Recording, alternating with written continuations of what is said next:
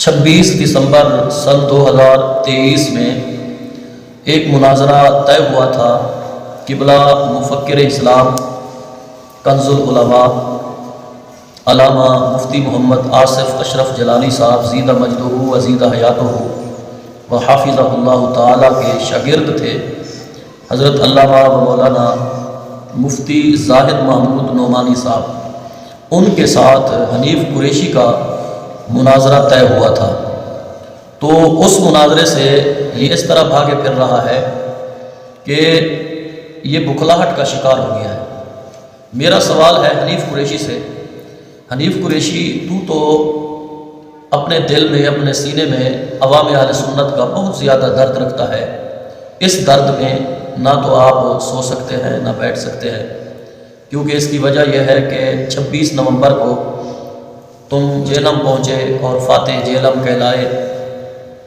تو کسی نے پوچھا تو کہتا ہے کہ حنیف قریشی نے کہا کہ میں عوام اہل سنت کا درد رکھتا ہوں سینے میں، اس لیے میں آیا۔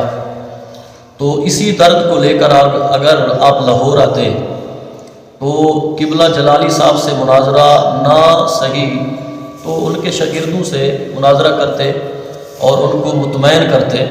جب وہ مطمئن ہو جاتے تو کیونکہ یہ قبلہ جلالی صاحب کو چھوڑ دیتے ان کے شاگرد، یہ آپ نے کیا ہی نہیں۔ اور کیوں نہیں کیا؟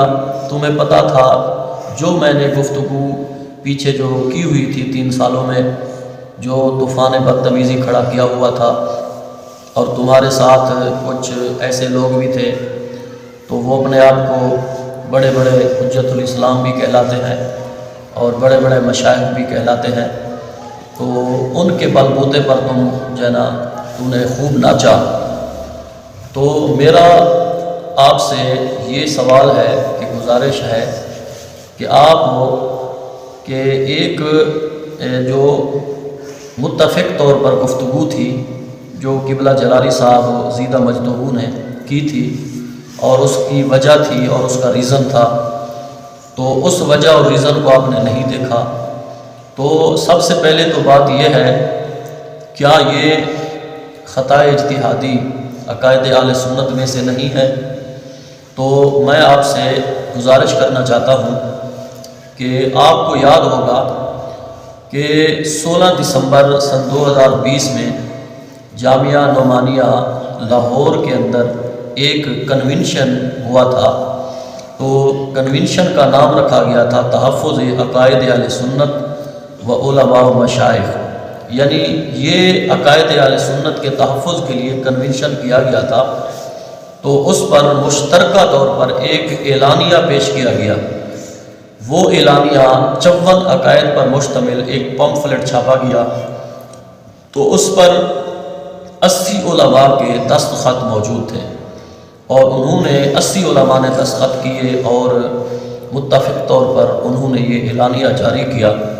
اور اس 54 عقائد میں سے، کیونکہ میں سارے بیان نہیں کر سکتا، تو ان میں سے میں مسئلہ نمبر 39 بیان کرتا ہوں جو ہماری گفتگو کا مقصد ہے۔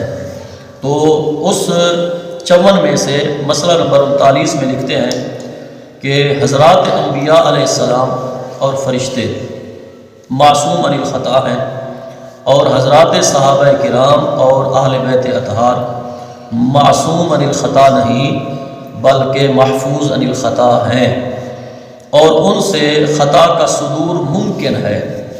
دلائل شریعہ کی روشنی میں کسی امر ان سے یعنی صحابہ و اہل بیت کی طرف سے خطا اجتہادی کی نسبت کرنا گستاخی و اہانت نہیں ہے۔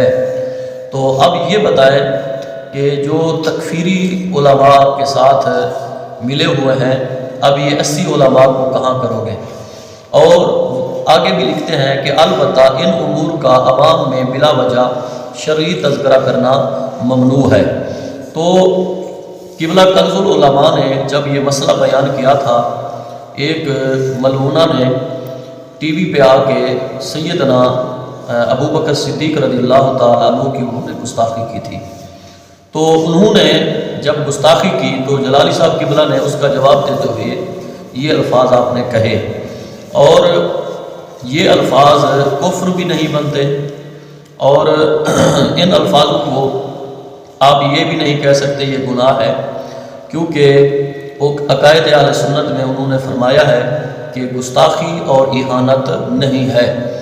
تو آپ بتائیں جتنا بھی تکفیری ہیں انہوں نے اس ملعونہ کو تو کچھ نہیں کہا، نہ ایف آئی آر کٹوائی، نہ پرچہ کیا، نہ اس پر انہوں نے احتجاج کیا۔